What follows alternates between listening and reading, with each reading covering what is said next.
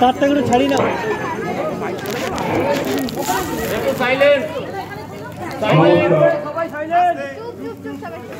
শুভ সকাল। আজকের দিনটা ভারত তথা পৃথিবীর ইতিহাসের একটা উল্লেখযোগ্য দিন। সারা বিশ্বব্যাপী আমরা জানি আমাদের মহান যৌবনের প্রতীক স্বামী বিবেকানন্দের আজকের আবির্ভাব।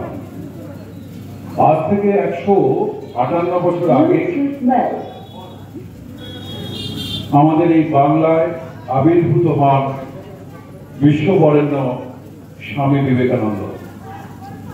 তার এই বিশ্বব্যাপী ভাবধারা আজও আমরা নিতে পারিনি। মূর্খ আমার ভাই,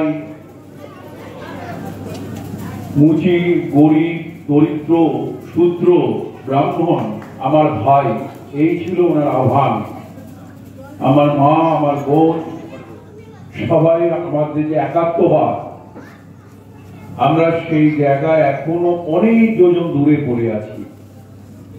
সুতরাং বিবেকানন্দকে না জানলে ভারতীয় দর্শনকে জানা যায় না, ভারতের ভাবধারাকে জানা যায় না, ভারতের দুঃখ কষ্ট ত্রুটি জানা যায় না।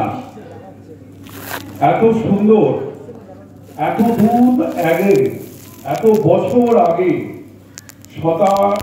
শতাধিক হয়ে গেছে বছর, 100 বছরেরও বেশি বছর আগে উনি যে উপলব্ধি করে গেছেন আমাদের এখনো উপলব্ধ হয়ে আমরা এখনো উপলব্ধ নেই। নট ইয়েট উই রিয়ালাইজ ইট, যে উনি কি বলেছিলেন। আমাদের প্রত্যেকের এটা নিয়ে প্রত্যেকের আমাদের বাড়িতে শিক্ষার দরকার, যে কালচার দরকার যার মধ্যে একাত্ম, এই বিভাজন, ভিন্ন ভিন্ন রং বেরঙের যে বিভাজন, যে বৈষম্য, যে সংঘর্ষ, এটা থেকে বেরিয়ে একটা উন্নত মানসিকতা তৈরি করার যে দর্শন, সেটা বিবেকানন্দ জানিয়ে গেছেন। খুব ভালো। আজকে এখানে একদমই ছোট ছাড়া যারা আমাদের কাছে আমাকে বারবার মনে করিয়ে দিয়েছিল তাদের অনুষ্ঠানের কথা, তাদেরও দেখতে পাচ্ছি। তাদের আমন্ত্রণের যে গভীরতা, আন্তরিকতার যে উষ্ণতা, তাকে এড়ানোর ক্ষমতা আমার হয়নি। তাদের কাছে আমি কৃতজ্ঞ। সেই সঙ্গে জানতে পারলাম একেবারেই সদ্য শিশু, 2 বছর তার বয়স, সে এখন চলতে চলতে এখনো দাঁড়াতে শেখেনি। আগামী দিন সুন্দর সবল হয়ে যৌবনের প্রতীক হয়ে দাঁড়ান। প্রত্যেককে সহযোগী হোক, সুন্দর মানসিকতা নিয়ে, সুশীল মানসিকতা, সুন্দর চেহারার তার বিকাশ হোক, এটাই আমি ঈশ্বরের কাছে প্রার্থনা করব।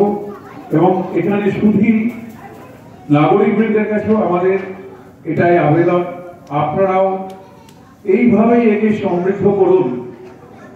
যার রং হবে স্বচ্ছ, যার শিরদাঁড়া হবে সোজা, যার মাথা হবে উঁচু। নমস্কার, ভালো থাকবেন, সুন্দর থাকবেন।